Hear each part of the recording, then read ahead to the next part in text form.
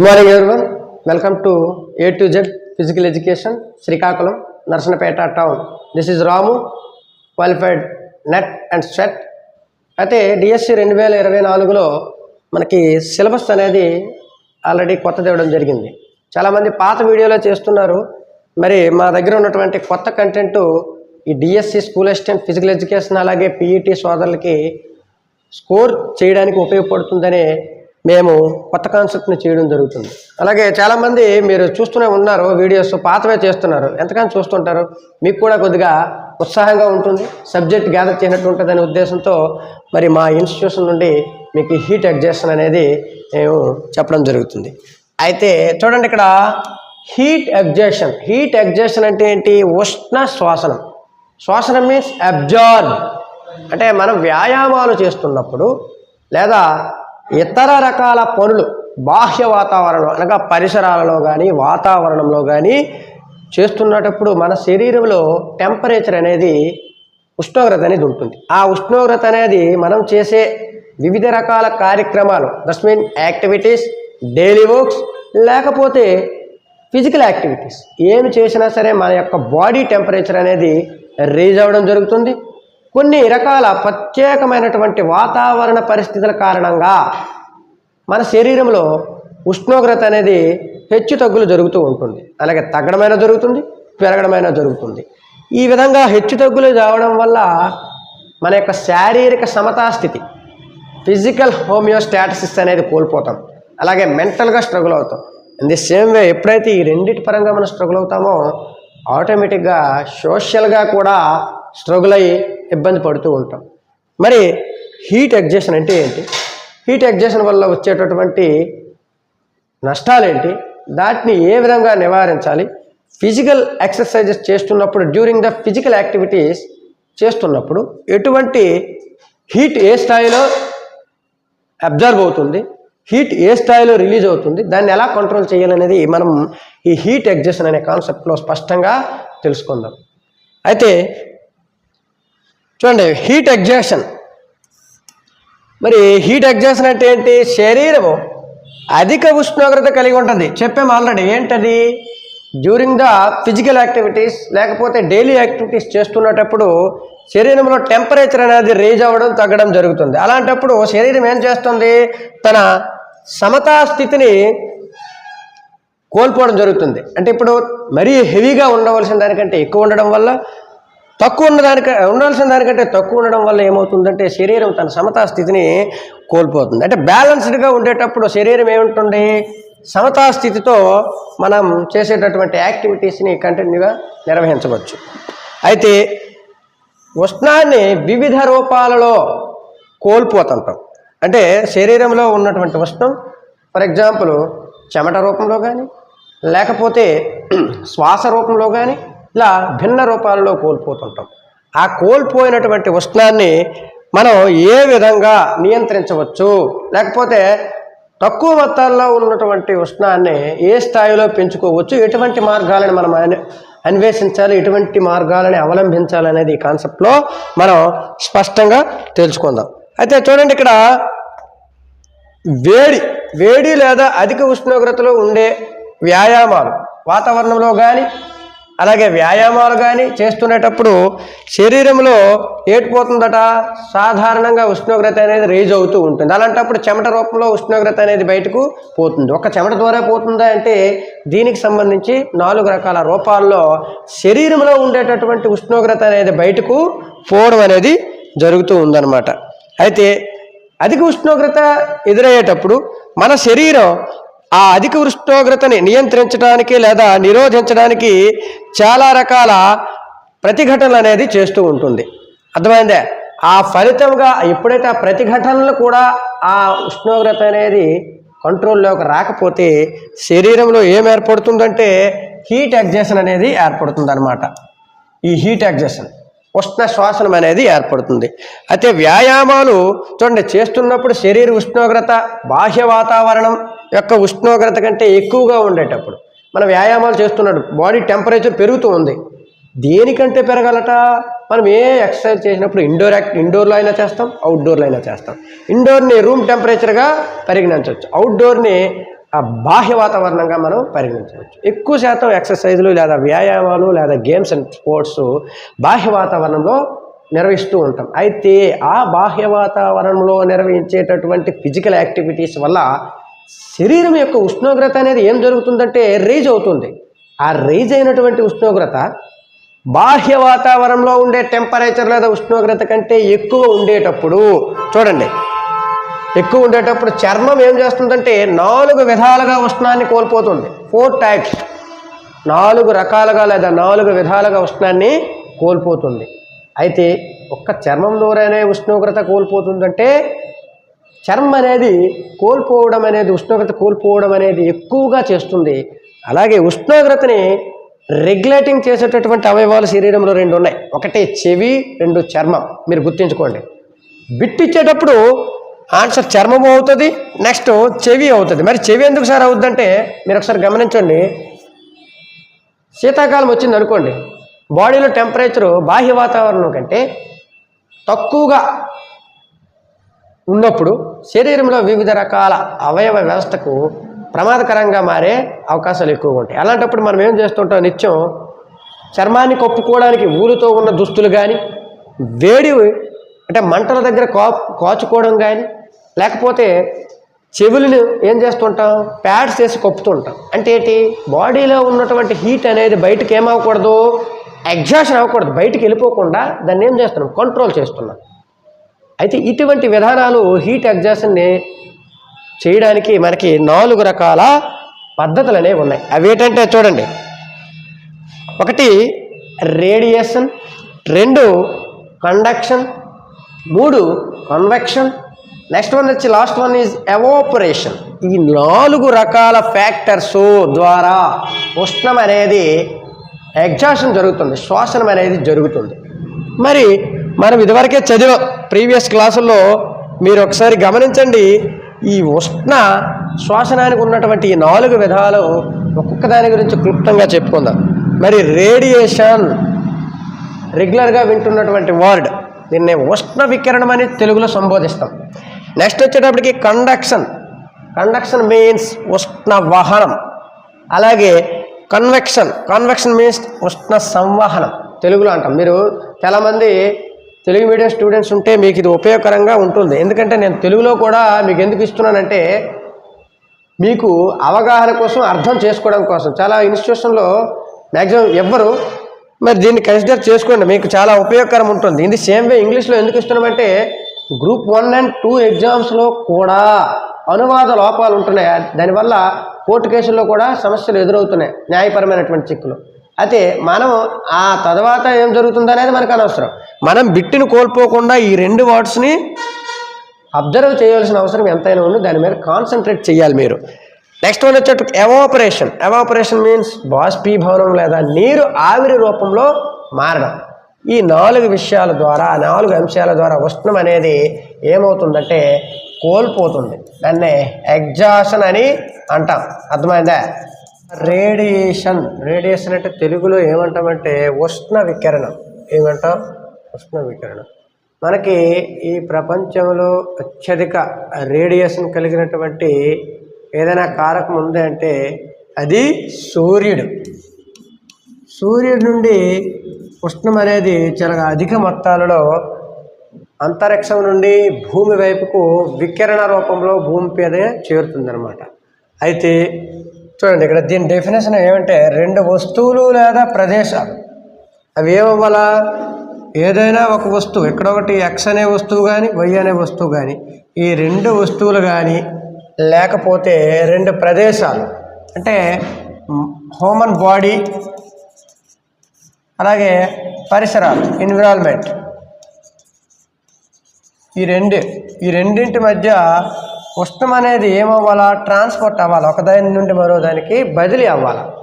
ఈ బదిలీ అవ్వడాన్నే ఏమంటామంటే రేడియేషన్ లేదా ఉష్ణ వికిరణం అంటాం. అయితే ఏ వస్తువు అయినా ఒక ప్రదేశం నుండి మరో వస్తువు ప్రయాణించడానికి కొన్ని సందర్భాలలో యానకం అవసరం.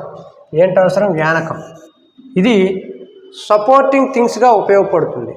దీని యానకంగా దేన్ని ఉపయోగిస్తామంటే ఎక్కువగా గాలిని యానకంగా తీసుకుంటారనమాట. అయితే చూడండి, గది ఉష్ణోగ్రత రూమ్ టెంపరేచర్ వద్ద శరీరము విశ్రాంతి సమయంలో ఉండేటప్పుడు, అంటే during the rest, body rest తీసుకునే సమయంలో శరీరం ఉష్ణోగ్రతని కోల్పోవటనే రేడియేషన్ అని కూడా అంటారు. మనం ఏదైనా ఫిజికల్ యాక్టివిటీస్ చేసామనుకోండి, మనకేం అవసరం? అలసట వస్తుంది. అలసట వచ్చిన తర్వాత శరీరము విశ్రాంతిని కోరుకుంటుంది. ఆ విశ్రాంతి కోరుకునే సమయంలో ఏమవుతుందంటే బాడీలో ఉండే టెంపరేచర్ అనేది బయటకు అనగా బాహ్య వాతావరణంలోనికి ట్రాన్స్పోర్ట్ అవుతుంది. అంటే ఇక్కడ రెండు వస్తువులు ఏంటి? బాహ్య వాతావరణం అనేది ఒక వస్తువు, అలాగే హ్యూమన్ బాడీ అనేది ఏంటి? రెండో వస్తువు. ఇది ఒకటి, ఇది రెండు. అంటే ఈ రెండు వస్తువుల మధ్య లేదా రెండు ప్రదేశాల మధ్య ఉన్నటువంటి ఉష్ణం ఏం చేయబడిందంటే బదిలీ చేయబడింది. ఈ రకమైనటువంటి విధానాన్నే రేడియేషన్ అని అంటాం. అలాగే చూడండి, ఈ పద్ధతి ద్వారా శరీరము ఉష్ణోగ్రతను చూడండి తగ్గించే రేటు ఎంత కోల్పోతుందట? 60% ఉష్ణోగ్రతని కోల్పోతుందన్నమాట. ఇది ఒకసారి ఇది డిఎస్సిలో బిట్టు ఇవ్వడానికి అవకాశం ఉంటుంది. శరీరం ఈ పద్ధతి ద్వారా ఉష్ణాన్ని ఎంత కోల్పోతుంది? హీట్ ఎగ్జాషన్ జరుగుతుంది. 60% ఆఫ్ హీట్ అనేది అబ్జార్బ్ చేయబడుతుంది లేదా ఎగ్జాషన్ చేయబడుతుంది. దట్స్ మీన్స్ శోషణము లేదా ఉష్ణ క్షయమని కూడా మనం సంబోధించవచ్చు. చూడండి, ఇప్పుడు ఆల్రెడీ మనం చెప్పుకున్నాం, సూర్యుడు ప్రపంచంలోనే అత్యధిక రేడియేషన్ కలిగి ఉన్నటువంటి కారకముగా పేర్కొన్నాం. చూసినట్లయితే ఈ ఉష్ణం అనేది ఏం చేయబడుతుంది? సూర్యుడు అనేవాడు ఒక వస్తువు అనుకుందాం, భూమి అనేది మరొక ఆబ్జెక్టు. సూర్యుడు ఒక ఆబ్జెక్టు, భూమి ఒక ఆబ్జెక్టు. అంటే ఈ రెండు ఆబ్జెక్టుల మధ్య ఉష్ణం ఏం చేయబడుతుంది? ట్రాన్స్పోర్ట్ చేయబడుతుంది అనమాట. నెక్స్ట్ వన్ వచ్చేటప్పటికి చూడండి, కండక్షన్. కండక్షన్ అంటే తెలుగులో ఉష్ణ వహనము అంటారు. అయితే ఇక్కడ ఉష్ణము యానకము ద్వారా, అంటే ఏదైనా ఒక అంశము లేదా వస్తువు ద్వారా, చూడండి ఒక వస్తువు యొక్క ఒక కొన నుండి మరొక వస్తువు యొక్క మరొక కొనకు ఏం చేయాలా? చివరి అంటే మరో కొన అంటే ఒక వస్తువు ఇది ఉందనుకోండి, ఫర్ ఎగ్జాంపుల్ ఐరన్ రాడ్ అనుకోండి, దీని యొక్క మొదటి కొన ఏ అనుకుందాం, దీని యొక్క రెండవ కొన బి అనుకుందాం. ఈ మొదటి కొన యొక్క చూడండి, మొదటి కొన యొక్క మొదటి భాగం నుండి రెండవ కొన యొక్క చివరి భాగానికి ఉష్ణం ఏం చేయాలా? ఈ విధంగా ట్రాన్స్పోర్ట్ అవ్వాలి, బదిలీ అవ్వాలి. మరి ఇక్కడ ఒక ఏదో గ్యాస్ సిలిండర్ పెట్టామనుకోండి, దీని ద్వారా ఫైర్ వచ్చినట్లయితే ఈ ఉష్ణం అనేది ఏం చేయబడుతుంది? ఇలాగ బదిలీ ఈ చివరి కొన వరకు చేరుతుంది అనమాట. అంటే మనం ఏదైనా ఐరన్ రాడ్ని హీట్గా ఉన్నటువంటి ఒక మంటపై కానీ చిమ్నీ దీపం మీద కానీ పెట్టి వేడి చేస్తే ఈ ఇక్కడ ఉన్నటువంటి ఎవరైతే పట్టుకుంటారో, హోల్డ్ చేసి ఉంటారో వాళ్ళ యొక్క చేతికి హీట్ అనేది తగలడం ప్రారంభిస్తుంది. అంటే ఏంటి? ఇక్కడ ఏ ప్రక్రియ జరిగినట్లు? ఉష్ణ చూడండి వహనం అనే ప్రక్రియ జరిగింది. అంటే కండక్షన్ అనేది ఇక్కడ జరిగిందనమాట. మరి ఈ ఉష్ణ ప్రసారానికి ఏం అవసరం అంటే యానకం అనేది మనకి అవసరం. మరి పై విధానానికి ఏం అవసరం లేదు? యానకం అవసరం లేదు. ఇక్కడ యానకం అనేది స్పష్టంగా అవసరమైంది. మరి యానకం అంటే చూడండి, ఇక్కడ అణువులు ఒకదానికోటి ఏమై ఉన్నాయి? అణువులు ఒకదానికోటి కనెక్టివిటీ ఉంది. అంటే ఈ కనెక్టివిటీనే యానకం అంటాం, ఇలా ప్రసరించబడింది. సో ఇదేమవుతుందంటే కండక్షన్ అవుతుందని మనం చెప్పవచ్చు. అయితే ఇది చూడండి, చర్మము మరియు దాని పరిసరాల యొక్క వాలు ప్రవణత. చూడండి, మన చర్మము అలాగే చర్మానికి ఉండేటటువంటి ఏట వాలుతనం వల్ల అది తన యొక్క ఉష్ణోగ్రతను ఏం చేస్తుందంటే గది ఉష్ణోగ్రత కంటే ఏం చేస్తుంది? ఇంకా తగ్గించడానికి వేరే రూపంలో మనకి ముందుకెళ్ళడం అనేది జరుగుతుంది. నెక్స్ట్ వచ్చేటప్పటికి కండక్షన్ ద్వారా, ఈ విధానం ద్వారా శరీరంలో ఉండేటటువంటి ఉష్ణం ఎంత శాతం కోల్పోతుందంటే గమనించండి, 3% అనమాట. ఇది కూడా చాలా ముఖ్యమైనటువంటి అంశం. అది పైన ఉన్నటువంటి రేడియేషన్ 60%ని కోల్పోతుంది.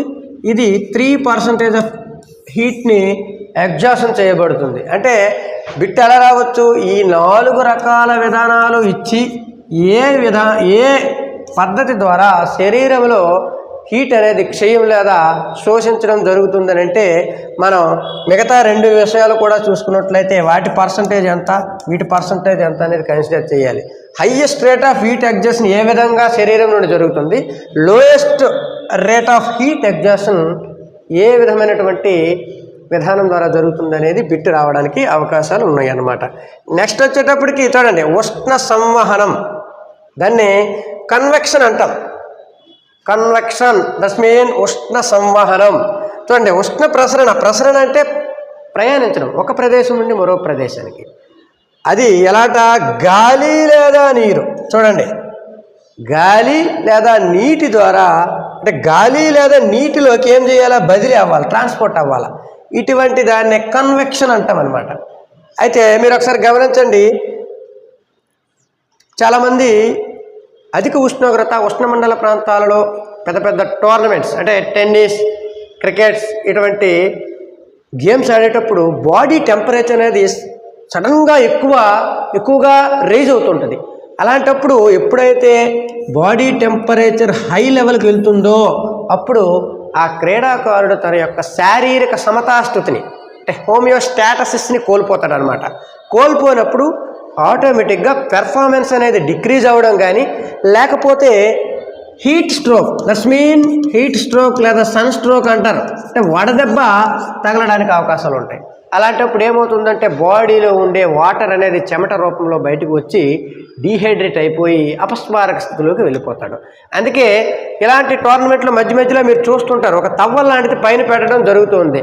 అది తవ్వల్ కాదు, కోల్డ్ అప్లై చేస్తారు. ఐస్ని తల మీద పెట్టడం వల్ల ఏమవుతుంది, శరీరంలో ఉన్నటువంటి ఉష్ణము ఆ ఐస్ వల్ల ఏం చేయబడుతుంది, ట్రాన్స్పోర్ట్ అవుతుంది. ఆ ఉష్ణం అనేది ఏమవుతుంది, తగ్గించబడుతుంది. ఇది అటువంటి విధానానికి చెందిందనమాట. అయితే గది ఉష్ణోగ్రత వద్ద చూడండి, రూమ్ టెంపరేచర్ వద్ద 12% ఉష్ణాన్ని ఈ విధమైనటువంటి పద్ధతి ద్వారా కోల్పోవడం జరుగుతుంది. అదేంటి, కన్వెక్షన్. అయితే చూడండి, ఇందులో హీట్ లాస్ లేదా హీట్ ఎగ్జాషన్ అనేది ముఖ్యంగా దేని ద్వారా జరుగుతుందంటే నీటి ద్వారా లేదా గాలి ద్వారా జరుగుతుంది అనేది గుర్తుంచుకోవాలి. నెక్స్ట్ వన్ వచ్చేటప్పటికి చూడండి, అధికంగా ఉష్ణాన్ని కోల్పోతుంది. దీని ద్వారా ఏంటంటే ఉష్ణాన్ని అధికంగా,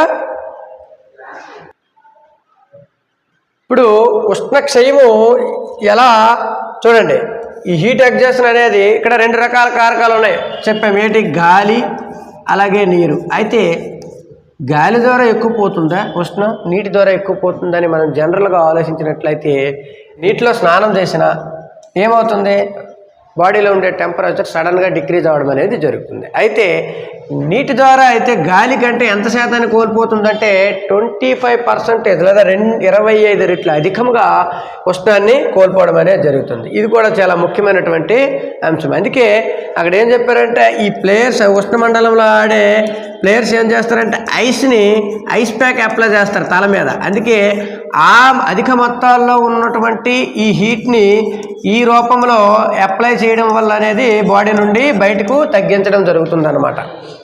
నెక్స్ట్ ఇక్కడ అణువుల చలనం ఉష్ణజనకము నుండి నీరు లేదా గాలి ఉపరితలానికి చేరడం. ఉష్ణజనకం అంటే ఏంటి, నీరు లేదా గాలి యొక్క ఉపరితలం అంటే ఏంటి అనేది కొద్దిగా చర్చించుకున్నట్లయితే, ఉష్ణజనకం అంటే ఏదైతే వస్తువు ఉష్ణాన్ని తన ద్వారా జనించబడుతుందో లేదా పుడుతుందో అటువంటి వస్తువునే ఉష్ణజనకం అంటారు. ఉష్ణాన్ని పుట్టించే వస్తువునే ఉష్ణజనకం అంటారు. ఉష్ణజనకానికి ఉదాహరణ సూర్యుడు, నక్షత్రాలు, ఇలా నంబర్ ఆఫ్ ఎగ్జాంపుల్స్ మళ్ళీ మనం చెప్పుకోవచ్చు. అయితే ఈ ఉష్ణజనకం నుండి ఏది ఉష్ణజనకం మన శరీరంలో గేమ్స్ ఆడేటప్పుడు బాడీ ఈజ్ ద ఉష్ణజనకానిగా పరిగణించవచ్చు. ఆ ఉష్ణజనకం నుండి బాడీలో ఉన్నటువంటి ఆ హై టెంపరేచర్ని నీరు లేదా గాలి, అంటే బయట వాతావరణంలో ఉండేటప్పుడు ఏటవుతుంది, గాలి మన శరీరానికి తగలడం ద్వారా మనకేటవుతుంది, ఆ చెమట రూపంలో వచ్చేటటువంటి అధిక ఉష్ణోగ్రతని ఏం చేస్తుంది, పీల్చుకోవడం జరుగుతుంది. అలాగే మంచు గడ్డ ఏం చేస్తాం, ఒక కవర్లో పెట్టి తల మీద పెట్టడం వల్ల, అంటే తల మీద పెట్టడం అంటే ఏంటి, దాని యొక్క ఉపరితలం, అంటే ఇది మంచుని ఇలా పెట్టడం వల్ల తల మీద పెడుతుంది, ఇది ఉపరితలం. పెట్టడం వల్ల ఏమవుతుంది, ఈ ఉష్ణం అనేది దీనిలోకి ప్రసరించబడి ఈ ఐస్ గడ్డ అనేది నీరు రూపంలో మారిపోతుంది అన్నమాట. ఇప్పుడు నెక్స్ట్ వచ్చేటప్పుడు ఫైనల్గా ఎవాపరేషన్. మనం అందరూ చిన్నప్పటి నుండి చదువుతూనే ఉన్నాం, బాష్పీభవనమగుట లేదా ఆవిరిగా మారుట. ఆవిరిగా మారడం చూడండి, చర్మం గది ఉష్ణోగ్రత వద్ద ఏమవుతుంది, అధికంగా ఉష్ణాన్ని నీటి ఆవిరి రూపంలో కోల్పోతుంది అన్నమాట.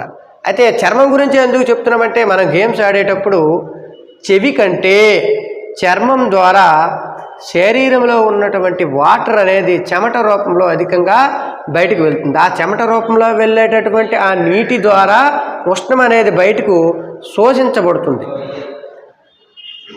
అయితే ఈ విధంగా ఏమవుతుందని చెప్పాము, ఉష్ణోగ్రత అనేది కోల్పోవడము జరుగుతుందని మనం స్పష్టంగా వివరించడం జరిగింది. అయితే ఆ విధంగా నీటి ద్వారా వెళ్ళేటటువంటి ఆ ఉష్ణమట ప్రతి గ్రాము నీటి నుండి చూడండి, ఎవ్రీ గ్రాము నీటి నుండి 58 కిలో క్యాలరీల శక్తి అనేది కోల్పోతుంది. ఏ శక్తి అట, ఉష్ణశక్తి. ఉష్ణశక్తిని ఏ ప్రమాణంలో కొలుస్తామంటే కిలో క్యాలరీల్లో కొలుస్తాం. మరి ఇక్కడ ఒక చిన్న బిట్టు, ఆహారపు యొక్క వాసన యొక్క శక్తి విలువలను ఎంతో కొలుస్తాము, క్యాలరీల్లో కొలుస్తాం. చూడండి ఇక్కడ కంపారిజన్ ఈ రెండింటికి చూడండి మళ్ళీ ఒకసారి. ప్రతి గ్రాము నీరు బరువు ఉన్నటువంటి ఆ నీటి నుండట 58 కిలో క్యాలరీల ఉష్ణం అనేది శరీరం నుండి అబ్జార్బ్ లేదా ఎగ్జాషన్ చేయబడుతుంది అనమాట. అయితే చర్మం రోజుకి 600 మిల్లీలీటర్ పర్ డే ద్వారా చెమట రూపంలో విసర్జించబడుతుంది. దట్స్ మీన్ బయటకు విడిచిపడుతుంది అన్నమాట. అలాగే గది ఉష్ణోగ్రత వద్ద ఉష్ణ క్షయం అంటే ఏంటి, ఉష్ణ శ్వాసనాన్ని ఉష్ణ క్షయం అని కూడా అంటారు. దీన్నే హీట్ ఎగ్జాషన్ అని కూడా పేర్కొనవచ్చు. ఈ విధానం ద్వారా అధికముగా జరుగుతుందట ఉష్ణ శ్వాసనం. ఇది చాలా ముఖ్యమైనటువంటి చూడండి, 25% ఉష్ణ శ్వాసనం అనేది జరుగుతుందన్నమాట. అయితే వ్యాయామాలు చేస్తుంటాం డ్యూరింగ్ ది ఎక్సర్సైజెస్. అప్పుడు ఎప్పుడైతే మనం వ్యాయామాలు ఇంటెన్సిటీ ఎక్సర్సైజ్ చేస్తుంటామో ఇప్పుడు బాడీ టెంపరేచర్ పెరుగుతుంది. దాంతోపాటు అంతకుముందే మన మెదడులో ఎక్కువ ఉష్ణోగ్రత అనేది రేజ్ అవ్వడం జరుగుతుంది. అప్పుడు శరీరం యొక్క ఉష్ణోగ్రత ఎంత ఉండాలి, 98.6 డిగ్రీస్. ఇది సాధారణ ఉష్ణోగ్రత. ఇది ఫారెన్హీట్లో దీని వాల్యూ ఇది డిగ్రీ సెంటీగ్రేడ్. దీనిలో మనం 37 డిగ్రీస్ సెల్సియస్లో కొలుస్తాం. అయితే ఉష్ణోగ్రతను 3 విధాలలో కొలుస్తారు. ఫారెన్హీట్లో కొలుస్తారు, సెల్సియస్లో కొలుస్తారు, అలాగే కెల్విన్లో కొలుస్తారు. ఈ 3 ప్రమాణాల ద్వారా ఉష్ణోగ్రత యొక్క ప్రమాణాలు 3గా పరిగణించవచ్చు. అలాగే చూడండి, అలాగే 2 డిగ్రీల లోపల ఉంచుతుంది. వీటి మధ్య డిఫరెన్షియేషన్ 37 to 39 వరకు అప్ అండ్ డౌన్ అవుద్ది అన్నమాట. అలాగే దీని దగ్గర చూసేటప్పటికి 98.6 డిగ్రీస్ ఫారెన్హీట్ నుండి +2 అప్ అండ్ డౌన్ అవ్వని జరుగుతూ ఉంటుందన్నమాట. అయితే వేడి వల్ల ఏమవుతుంది, ఆటోమేటిక్గా అలసట అనేది రావడం జరుగుతుంది. దానికి కారణం ఆల్రెడీ చెప్పాం, బాడీలో ఉండేటటువంటి వివిధ రకాల ద్రవాలు లేదా ఫ్లూయిడ్స్ అనేవి చెమట రూపంలో బయటకు అనేది వెళ్ళడం జరుగుతుంది. అప్పుడు ఏమవుతుంది, అలసట అనేది శరీరంలో ప్రారంభం అనేది జరుగుతుంది. అప్పుడు శరీరం ఉష్ణోగ్రత ఎంత ఉంటుందంటే 101 డిగ్రీల ఫారెన్హీట్ నుండి 104 డిగ్రీల ఫారెన్హీట్కి పెరుగుతుంది. ఇప్పుడు శారీరక అలసట పెరిగినప్పుడు దేనివల్ల వచ్చే అలసటది, వేడి వల్ల వచ్చే అలసట వల్ల ఇక్కడ నుండి ఇక్కడికి రైజ్ అవ్వడం అనేది జరుగుతుంది. ఇది మనం మైండ్లో పెట్టుకోవాలి. నెక్స్ట్ వచ్చేటప్పటికి చూడండి, ఇది బలహీనంగా మరియు తల తిరుగుతున్నట్లు అనిపిస్తుంది. శారీరక అలసట, ఈ వేడి వల్ల వచ్చే శారీరక అలసట వల్ల తల తిరిగినట్లు అలాగే నీరసంగా ఉన్నట్లు మనకి అటువంటి ఫీలింగ్స్ అనేవి జరుగుతూ ఉంటాయి. తర్వాత మనకి రక్తాన్ని గుండె సరిగా సరఫరా చేయలేకపోవడం, అలాగే పిట్స్ కలగడం అంటే మూర్ఛ, కళ్ళు తిరిగి పడిపోవడం, దాన్ని ఏమంటామంటే అన్కాన్షియస్ అంటాం, అపస్మారక స్థితిలోకి వెళ్ళిపోవడం అని మనం పరిగణించవచ్చు అన్నమాట. అయితే ఇప్పుడు చూడండి, వేడి అలసట వల్ల వచ్చేటటువంటి ప్రమాదాలను వెంటనే చికిత్స చేయకపోతే నెక్స్ట్ స్టెప్ ఏంటంటే వడదెబ్బకు దారి తీస్తుంది. ఈ వడదెబ్బ అనేది మనం ఆల్రెడీ చదువుకున్నాం, ఇదే సన్ స్ట్రోక్ అంటాం. దీని యొక్క తీవ్రత ఎక్కువ ఉంటే ఏమవుతుందంటే అపస్మారక స్థితిలోకి వెళ్ళిపోయి చాలా రకాల అనారోగ్యాల కారణాలకి దారితీస్తుంది.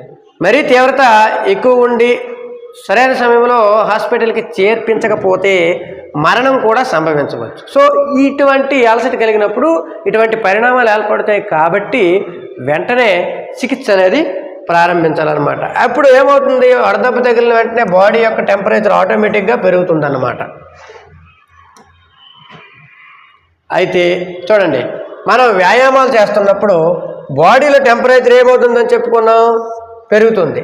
అయితే ఈ వ్యాయామాలకు సంబంధించినటువంటి వేడికి గల కారణాలు ఏంటంటే ఇన్ఫెక్షన్ కలిగి ఉండడం, అలాగే డిహైడ్రేషన్ అంటే ఏంటి, శరీరానికి అవసరమైన ద్రవాలు లేదా నీరు ఎంత స్థాయిలో అవసరమో అంత స్థాయిలో లేకపోతే డీహైడ్రేషన్కి లోనవడం అనేది జరుగుతుంది. ఇలాంటి సందర్భంలో ఏం చేస్తాం, వాటర్ కంటెంట్ తాగడం, ఎలక్ట్రోల్ తాగడం, అలాగే ద్రవ పదార్థాలతో కూడినటువంటి కొన్ని రకాల ద్రవాల్ని సేవించడం అనేది చేయాలి. అలాగే వ్యాయామం చేసే ముందు ఆల్కహాల్ ఉపయోగించడం, చూసారా, ఇది చాలా ప్రమాదం. ఆల్కహాల్ ఉపయోగించే వాళ్ళకి వ్యాయామం చేస్తున్నప్పుడు ఈ వేడి యొక్క అలసటకి కారణాలు ముఖ్యంగా పేర్కొనవచ్చు. అలాగే ఒబెసిటీ ఉండడం వల్ల కూడా ఈ వేడి అలసటకి కారణమవుతుంది. అలాగే వేడి వాతావరణం, ఎక్సర్సైజ్ చేసేటప్పుడు చాలామంది ఏం చేస్తారంటే వాతావరణాన్ని పరిగణలోకి తీసుకోరు. ఇక్కడ వాతావరణం టెంపరేచరు హైగా ఉందా లోగా ఉందా అనేది పరిగణించకుండా ఇష్టానుసారం చేయడం వల్ల అనేక రకాలైనటువంటి శారీరక అంతర్గత లోపాలు, అంతర్గత సమస్యలు అనేవి ఏర్పడుతూ ఉంటాయి అన్నమాట. అలాగే ఉద్దీపనలు, స్టిమ్యులస్, అలాగే యాంటీ హిస్టమైన్లు మరియు మూర్ఛ, అలాగే వీటన్నిటిని నిర్మూలించడానికి కొన్ని రకాల మందులు తీసుకోవడం. ఇలాంటి వ్యాధులు కలిగినప్పుడు, ఇలాంటి ప్రభావాలకు లోనైనప్పుడు తరచూ కొన్ని రకాల మెడిసిన్స్ వాడుతుంటారు. ఆ మెడిసిన్స్ వల్ల కూడా అనేక రకాల ప్రమాదాలు అనేవి ఉంటాయి. ఆ ప్రమాదాల్లో ముందస్తుగా మనకు వ్యాయామం చేస్తున్నప్పుడు ఏంటొస్తుంది, దీనికి గల కారణం అవుతుంది. అందుకే మెడికేషన్ తీసుకునేటప్పుడు ఫిజియోథెరపిస్ట్ యొక్క సలహాల మేరకు తీసుకోవాలి. అలాగే ఇంకా సికిల్ సెల్ వ్యాధి, ఇదేం చేస్తుందంటే చెమటను తగ్గించడానికి కొన్ని రకాల ఇది వచ్చినప్పుడు చెమట అనేది ప్రొడ్యూస్ అవుతూ ఉంటుందన్నమాట. ఈ చెమట ప్రొడ్యూస్ అయ్యేటప్పుడు దానికోసం కూడా మెడికల్ ట్రీట్మెంట్ పర్పస్ కోసం అనేక రకాల మందులు అనేవి ఇవ్వడం జరుగుతుంది. మరి ఈ మందులు తీసుకోవడం వల్ల ఏంటవుతుంది, ఈ మెడికల్ ట్రీట్మెంట్లో భాగంగా ఆటోమేటిక్గా శరీరం మీద ప్రభావితం చూపి ఆ వేడి అలసటకి కారణము అవుతుందన్నమాట. అయితే దానిలో ఇంకా ఏమవుతుందంటే దీర్ఘకాలిక అనారోగ్యాలు కలిగి ఉండడం వల్ల, అలాగే ఇన్ఫెక్షన్ ఆల్రెడీ మనం మెన్షన్ చేసాం. అలాగే వేడి అలసట యొక్క ప్రధాన లక్షణం ఏంటంటే శరీరం ఉష్ణోగ్రతని 101 డిగ్రీ ఫారెన్హీట్ నుండి +4 డిగ్రీస్ ఫారెన్హీట్ అంటే రేజ్ అవుతుంది. ఇక్కడ నుండి +3 యాడ్ అవుతుంది అనమాట. +3 యాడ్ అవడం వల్ల మరి ఎంత ప్రమాదమో మళ్ళీ ఒకసారి గమనించండి. నెక్స్ట్ వన్ వచ్చాడు, దానికి ఈ డిగ్రీ ఫారెన్హీట్ నుండి మనం డిగ్రీస్లోకి మార్చుకోవడానికి కూడా ఒక సూత్రం ఉంది. అయితే మనకి ఇప్పుడు ఉన్నటువంటి కంటెంట్ని బేస్ చేసుకుని మనకు అది అనవసరం. ఈ ప్రమాణం ఇచ్చిన మనం ఏం చేయాలంటే గుర్తుంచుకోవాలన్నమాట. చూడండి, 101కి 4 డిగ్రీస్ ఫారెన్హీట్ రైజ్ అయినప్పుడు 38.3 అంటే ± ఆల్రెడీ ఇంతకు ముందే మనం మెన్షన్ చేసాం. అలాగే ఈ హీట్ ఎగ్జాషన్ ఏర్పడినప్పుడు శరీరంలో ఎటువంటి లక్షణాలు అనేవి మనకి స్పష్టంగా ముందే హెచ్చరికగా కనబడుతుంటాయి. అవి ఏంటంటే చూడండి, వేగవంతమైన హృదయ స్పందన, హార్ట్ బీట్ అనేది చాలా స్పీడ్గా ఉంటుందన్నమాట. అప్పుడే మనం గమనించాలి. నెక్స్ట్ వచ్చేటప్పటికి శ్వాస కూడా చాలా వేగంగా ఉంటుంది. అలాగే చెమట కూడా చాలా ఎక్కువ వస్తుందన్నమాట. ఇంకా తల తిరిగినట్టు అనిపించడం, అలాగే మోర్చిపోవడం, అన్కాన్షియస్లోకి వెళ్ళడం, అలాగే వాంతులు రావడం, అలాగే వికారం అనిపించడం అనీజీగా, అలాగే అతిసారం, అలాగే తల తిరగడం, బలహీనంగా అంటే నీరసంగా ఉండడం, ఇవన్నీ దీని యొక్క లక్షణాలుగా పేర్కొనవచ్చు. ఇంకా కండరాలు పట్టేసినట్టు అనిపిస్తుంటుంది అనమాట. అలాగే యాంగ్జైటీ ఉంటుంది, అంటే టెంపరరీగా యాంగ్జైటీ ఉంటుంది, ఆందోళన చెందుతూ ఉంటాం అకారణంగా. అలాగే ఇది చాలా ప్రధానమైనటువంటి మొట్టమొదటిసారిగా ఏర్పడేటటువంటి అంశం. ఇదేంటి, డీహైడ్రేషన్. ఇంకా మనము ఆ గేమ్ ఆడుతున్నప్పుడు ఈ హీట్ వల్ల వచ్చే అలసట ఏర్పడుతున్నప్పుడు వివిధ రకాల స్కిల్స్ లేదా టెక్నిక్స్ చేయడానికి మనకు ప్రధానంగా అవసరమైనటువంటి ఫిట్నెస్ కాంపోనెంట్ ఏంటి, కోఆర్డినేషన్. ఆ కోఆర్డినేషన్ వివిధ అవయవాల మధ్య సమన్వయం అనేది లోపిస్తుంది. ఎప్పుడైతే సమన్వయం లోపిస్తుందో ఆటోమేటిక్గా ఇంబ్యాలెన్స్ అయ్యి ఆ వ్యాయామాలు లేదా స్కిల్ని పర్ఫెక్ట్గా చేయలేము. అపోనెంట్ ప్లేయర్ మనల్ని డామినేట్ చేయడానికి అవకాశాలు మెండుగా ఉంటాయి. త్వరగా ఉష్ణ శ్వాసనం వల్ల మెదడు మెయిన్ ఇంపార్టెంట్ కాన్సెప్ట్ ఏంటంటే మెదడు దేని మీద ఆధారపడి ఉంటుందంటే మానసిక పరమైనటువంటి అంశాలు. వీటి మీద సరైనటువంటి ప్రభావం పడుతుంది. కాబట్టి మనం మెంటల్గా పవర్ఫుల్గా ఆలోచించలేం. అలాగే దీనివల్ల ఈ మెదడులో ఏమవుతుంది, న్యూనతాభావం ఏర్పడుతుంది. కాబట్టి మతిమరుపు రావడం, ఆటోమేటిక్గా ఆందోళన కనెక్టివిటీ ఏంటది యాంగ్జైటీకి మానసిక పరిస్థితుల మీద ఆధారపడుతుంది. అలాగే ఎప్పుడైతే మెదడు సపోర్ట్ చేయకపోతే అన్కాన్షియస్ లేదా కోమాలోకి వెళ్ళిపోవడం అనేది జరుగుతూ ఉంటుందన్నమాట. నెక్స్ట్ వచ్చేటప్పటికి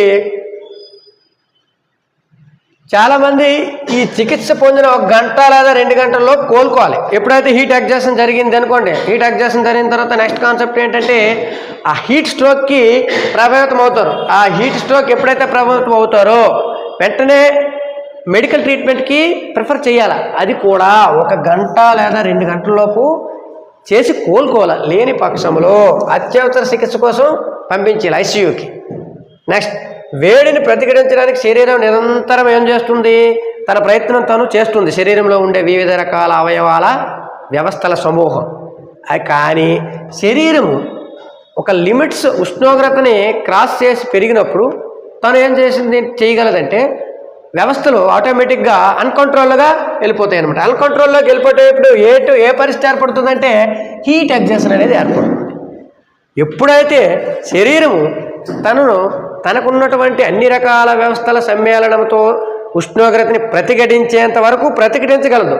లిమిట్స్ క్రాస్ చేసిన తర్వాత శరీరము సమతాస్థితిని కోల్పోతుంది. అలాంటి సందర్భంలో ఏ ప్రక్రియ ఏర్పడుతుందంటే హీట్ ఎగ్జాషన్ అనేది ఏర్పడడం జరుగుతుంది.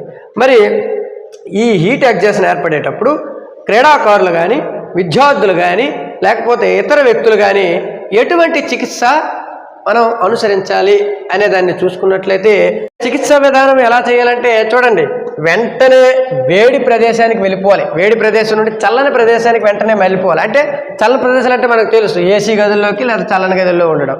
నెక్స్ట్ వచ్చేటప్పటికి హైడ్రేట్ చేయాలి. బాడీలో ఏవైతే ద్రవాలు లోపిస్తే ఆ ద్రవాలని వివిధ రూపాల్లో డ్రింక్స్ ద్వారా కానీ, ఎలక్ట్రోలైట్ ద్వారా కానీ శరీరంలోకి పంపించాలన్నమాట. నెక్స్ట్ చల్లదనం అంటే కూల్, బాడీని ఏం చేయాలా, చల్లగా ఉండేటట్టు చేయాలి. దానికి ఏం చేయాలా, స్నానం చేయడం వల్ల కానీ, చల్లని యొక్క మంచు ముక్కలు శరీరంపై చర్మంపై ఉంచడం కానీ చేయాలన్నమాట. విశ్రాంతి రెస్ట్ అనేది తీసుకోవాలి. ఇది తీసుకోవడం వల్ల ఏమవుతుందంటే శరీరము సమతాస్థితిలోకి వస్తుంది. ఆటోమేటిక్గా బాడీలో టెంపరేచర్ అనేది తగ్గుతుంది. మరి ప్రాపర్ దుస్తులు అనేది ధరించాలి. అప్పుడు ఎలాగా తేలికైన అలాగే కాటన్ దుస్తులు ఉంటే ఆ చెమటను పీల్చుకోగలం, గాలి రాగడానికి అవకాశం ఉంటుందన్నమాట.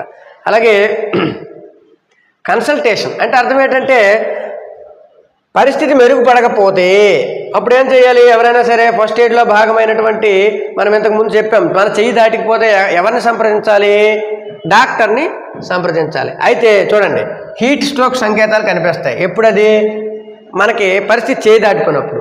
చూడండి, ఆల్రెడీ ఉష్ణోగ్రత అనేది 104 డిగ్రీలు రేజ్ అవుతుంది హీట్ ఎగ్జాషన్కి గురైనప్పుడు. ఇంతకుముందే చెప్పాం, అది కొద్దిగా కరెక్ట్ చేసుకోండి.